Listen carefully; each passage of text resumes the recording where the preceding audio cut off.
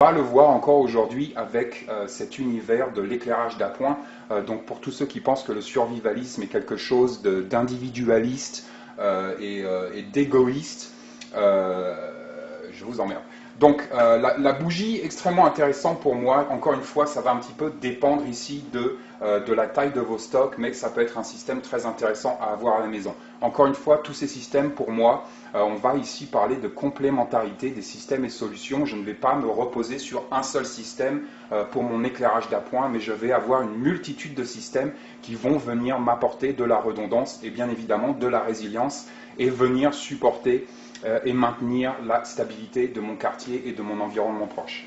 Donc après la bougie, on va passer à la lampe à pétrole. La lampe à pétrole, c'est un système très intéressant, bien plus intéressant en fait que la bougie, en tout cas pour le domicile. Tout simplement, on va ici être capable de réguler la nature de la flamme et donc son output, comme on dit en anglais. Mais donc, système très intéressant. Bien évidemment, le gros défaut de la lampe à pétrole, c'est qu'on va ici être totalement dépendant de son carburant, en l'occurrence, donc du carburant pour les lampes à pétrole. Je ne sais pas comment on appelle ça, en français en tout cas. Mais donc, on va être complètement dépendant